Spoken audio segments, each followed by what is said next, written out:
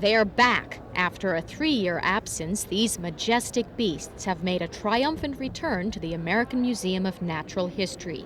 2 new and very crowded dinosaur halls feature around 100 renovated specimens, part of the largest collection of dinosaur fossils in the world. And what's more, they're up to date, rearranged to reflect the scientific theory of cladistics.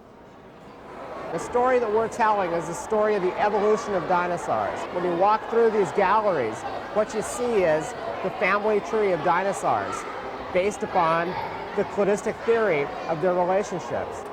Cladistics is the study of the relatedness of different species across time, based on the evidence of shared characteristics, which have been handed down by a common ancestor. This approach, pioneered by the museum, is on view in both halls.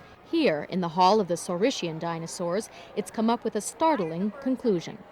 We put the birds in this gallery because they are the living descendants of the dinosaurs that you see in the rest of the gallery.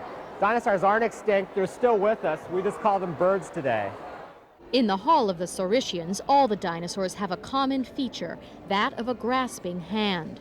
According to cladistic theory, this hand later evolved into part of the wing of a bird. This is a Dromeosar, and Dromeosars are the non-avian dinosaurs, which are most closely related to modern birds. Now, this Dromeosar has a lot of the characteristics that we see in modern birds. The most obvious and most of the characters in general are in the front limb, the arm. Notice how long it is. Living birds have really long front limbs, and we just call them wings. This is the infamous Tyrannosaurus Rex. In the old days, he was portrayed as a ferocious killer, and now they say he looks like a bird. Well, that's something new. Actually, the theory of cladistics is a controversial one, and some of its assumptions are a matter of debate. Our critics would say that, well, birds are related to crocodiles or some other group. The idea that birds are a kind of dinosaur has been accepted by the majority of people working in the field. Nonetheless, the dinosaur halls are dotted with green warning signs, which point out the assumptions behind many a scientific theory, including this one. We can never prove any theory. I mean, that's the nature of scientific discourse. That's why they're called theories. Nearby, in the second hall, housing the ornithischian dinosaurs, can be seen the schematic fruits of cladistic theory, a huge genealogical map charting the past. This is the evolutionary tree or cladogram of dinosaurs. They all share this feature, the hole in the hip socket.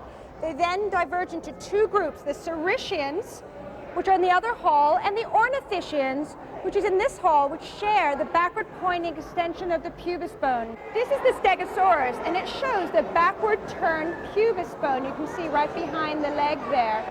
And within ornithischians, another feature evolved, which is the uneven enamel on the teeth. This uneven enamel evolved to facilitate the chewing of vegetation for herbivore dinosaurs, and here it can be seen in action. Here's our horned dinosaur, and here you can see the chewing action, where the teeth are really sliding past each other in a slicing motion. So what can we learn from this? Can we make a connection between dinosaurs with uneven enamel and some later species which evolved from ornithischians? The answer, sadly, is no. Unlike the dinosaurs in the Saurischian Hall, who left their legacy in modern birds, these dinosaurs all died out. They became extinct around 65 million years ago. But the search for clues and answers continues. What we want to tell everyone is that we don't know everything. The whole study of cladistics and of paleontology is definitely an ongoing process. That makes it sort of exciting. It is. It's not a dead subject. For WNYC, this is Jenny Attia.